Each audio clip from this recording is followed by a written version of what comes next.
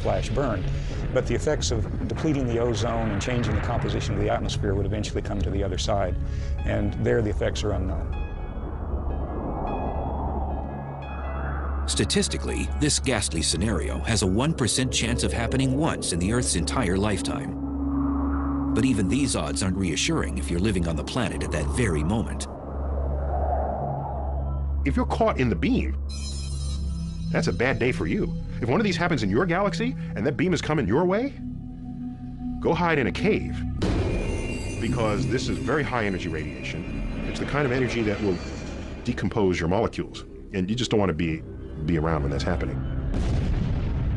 There currently are no defense measures to shield us from gamma ray bursts if they happen close to Earth. They travel at the speed of light, 186,000 miles per second. By the time we detect them, they will have already struck our planet. Gamma ray bursts could pose a hazard to the Earth or to anything living that came within their bore site. But as we've seen, they're very infrequent. And there are other things in the heavens and on the Earth that are much more dangerous. Cataclysms routinely erupt in some corner of the universe. And one day, something will snuff out Earth.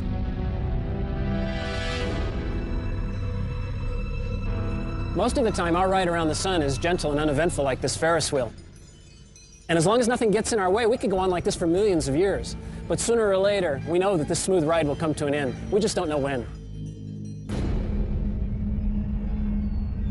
Sadly, our planet's ultimate demise will probably come from the very thing that provides us life.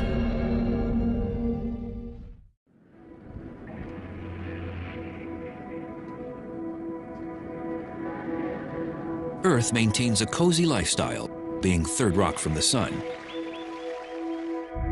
For over 4 billion years, the sun has been an ally, warming and feeding our planet. But in time, our solar heater will become our enemy. The sun and the Earth have a unique relationship to each other. The Earth has a particular temperature, it's a particular size, it has life on it, and oceans, and those things depend on the sun. The sun is at the root of the existence of life on the Earth, and the sun will be at the root of its demise as well. Earth's relationship with the sun will become dysfunctional when our solar mother really turns up the heat. The sun gets hotter because it's burning hydrogen into helium. 4 hydrogen atoms become 1 helium atom. That means there are fewer particles bouncing around inside the sun. And that process basically means that the sun has to get hotter and brighter to hold itself up. As the sun's core gets hotter, its outer parts will swell in size and turn red. If you have a bonfire, you have all this wood there, you build it up, and at some point enough logs get burnt and the thing collapses and you get this huge burst of sparks and it gets much brighter. In a sense it's like that because the sun is right now burning hydrogen into helium, and the helium is the ash of that, if you like.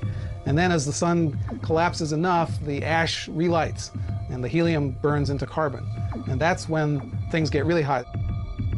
At this point, the sun will expand into a red giant and incinerate most complex life on Earth. When the sun becomes a red giant, it will grow to 30 times its size. So the surface of the sun will actually be out beyond the orbit of Mercury. The luminosity of the sun will go up by like 1,000 times. And that's going to make the Earth so hot that the outer crust, the rocks, the solid part of the Earth, will melt. The whole planet would be a glowing ball of lava. The sun will fry the inner planets, and even though the sun will become red and cooler, the Earth will be much hotter. Just leave the Earth a burnt cinder, like a charcoal briquette. So that would be bad for life on Earth. And the Earth's hellish fate isn't over. As a red giant, the sun will fluctuate in size before collapsing into a white dwarf. The sun that was huge suddenly becomes the sun that's very small and extremely dense. It's only about the size of the Earth, sitting down there at the center of our solar system, very much fainter than it used to be, and then everything cools off. And then that object is no longer generating energy either, so it begins to cool as well. So the final fate of the solar system will be to cool off and freeze. Humans will probably have relocated to another planet or become extinct before the sun turns Earth into a snowball. However, the sun may dry up our world much sooner. The sun doesn't get us at the time of the red giant phase. It may well get us earlier by just becoming bright enough to cause the oceans to evaporate. Water is an essential component for all life. And so if the Earth actually loses all its water, then that's another reason why life might disappear from the Earth, and it would again be the sun's fault. There may be ways for Earth to win a stay of execution. As the sun is swelling, it also begins to lose mass much more rapidly than it's losing it now. And of course, if it's getting less massive, it has less of a hold on the Earth will move further out into a larger orbit. And so it's kind of a race between the growing sun and the growing heat from the sun and the Earth actually moving, a little bit away from that fire that's getting too hot.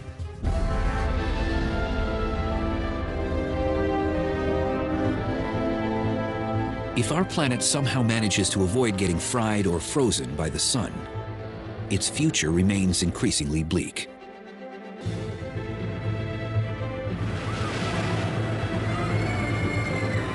This place is full of adventure. Rides that put your stomach up into your throat, things that collide, scary stuff. It's a lot like riding around the sun on planet Earth. But when Earth gets smacked or when things start to come apart, the ride could really be over.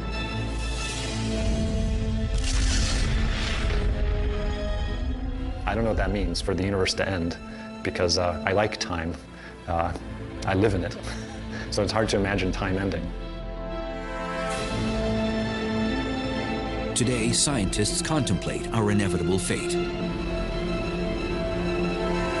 In the distant future, the Earth and the entire universe may face the ultimate cosmic monster.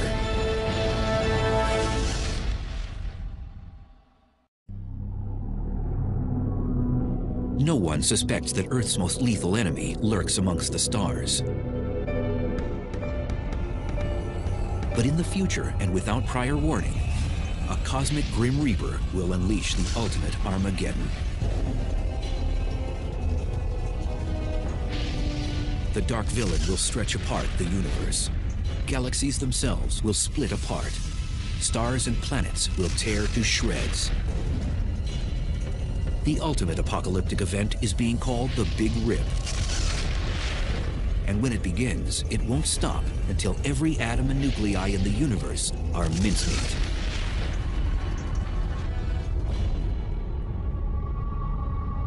The Big Rip, it really is the end of the universe. It's not like we're the last ones at the party wondering what's going on and we can go do something else. It's really like you've turned off all the lights and the universe just ends. Innovative physicists Robert Caldwell and Mark Kamienowski proposed the notion of the Big Rip, a grim hypothesis about the final fate of the universe. We used to think that the universe, which is currently expanding, could reach a point of maximum expansion. The Big Rip is the idea that the expansion will not only continue and accelerate, but rip everything apart as it does so. Caldwell and Kamienowski calculated that the universe is expanding at an alarming and increasing pace, and that something is sucking everything outward like a vacuum. Acting like a galactic vice squad, these young scientists hunt for the cosmic killer. They believe a mysterious phenomenon called dark energy may be the culprit. Figuring out what dark energy is probably the #1 goal of cosmologists today. Dark energy is dark, so you can't see it. We can feel what it is. We feel it through its effects on the gravitational behavior of the universe. There could be some dark energy in this room, under the chair. It's only when you look at its properties on really big cosmological length scales, billions of light years across, that you start to see the cumulative effects of the dark energy. It causes things to be pushed farther away from each other and contributes to the expansion of the universe in a quickening pace. Edwin Hubble, whom the Hubble telescope is named after, first discovered the universe is expanding back in the 1920s. But it wasn't until 1998 when a crack team of scientists measured that this expansion is moving like a runaway train. A nice analogy is to imagine that the universe, our three-dimensional space, is like the surface of a rubber balloon that I'm blowing up. Okay, I'm going to blow up the balloon as a demonstration of the effects of the expansion of the universe. As the balloon gets bigger, that's a depiction of the expansion of galaxies. There's a galaxy. Another one. Where's our galaxy? Okay. We live there. Okay, that's our home. As the universe expands, every other galaxy gets farther away from us. In ordinary expansion, each galaxy stays the same size. But if you have super accelerated expansion, then the galaxies themselves can each expand, which is sort of what's happened here. If I could blow it up fast enough to depict a big rip, then the balloon would explode. That's like space-time not being able to take it and coming to an end. So instead, we'll just pop a hole in the balloon. That's the big rip. According to Caldwell and Kamienowski, the universe has no hope of surviving the Big Rip. They've even come up with a countdown to this apocalyptic event. The Big Rip kind of rolls up its sleeves and progressively takes apart the universe layer by layer, working from the outside in, going from the largest scales to the smallest scales. 1 billion years to pull apart clusters of galaxies, then hundreds of millions of years to pull apart galaxies themselves, and then down to the size of a solar system, we're talking hundreds of thousands of years, and then to tear apart the Earth itself would take less than an hour. It's kind of interesting to think about what that would look like. If I'm in my protective capsule watching things happen, I would see this wall of darkness that starts coming towards us. I would no longer, at that point, be able to see any stars. The Earth, layer by layer, will be peeled off and ejected away. Everything in us, the molecules that hold us together, would get ripped apart, and every atom that makes up your body would fly off to infinity in a very short period of time. Fortunately, mankind doesn't need to lose sleep over the Big Rip. Caldwell and Kamienowski estimate that it will climax 50 billion years from now, when the universe is over 3 times its current age. What's really fun for us is to try to figure out whether this is actually what's going to happen, to paint the science fiction scenario of what might happen and to think what might happen to us.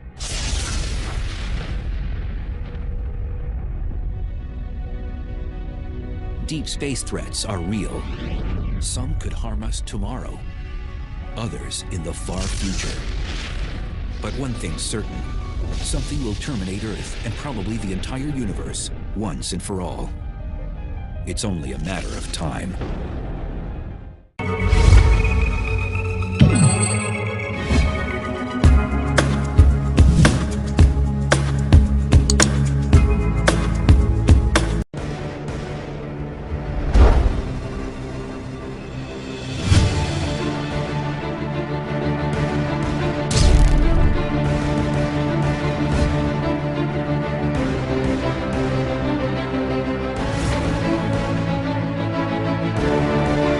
You wouldn't get flash burned, but the effects of depleting the ozone and changing the composition of the atmosphere would eventually come to the other side, and there the effects are unknown.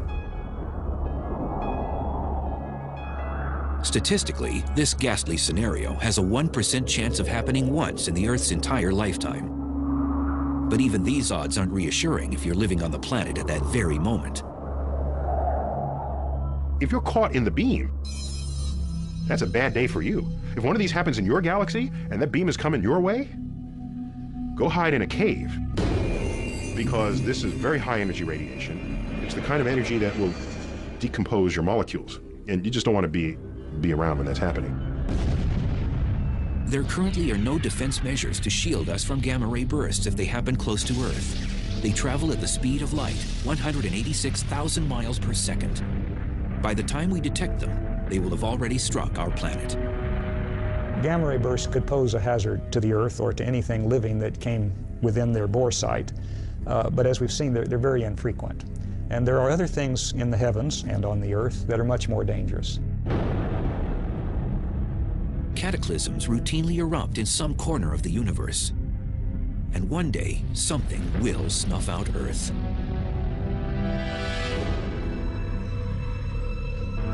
Most of the time, our ride around the sun is gentle and uneventful like this Ferris wheel. And as long as nothing gets in our way, we could go on like this for millions of years. But sooner or later, we know that this smooth ride will come to an end. We just don't know when.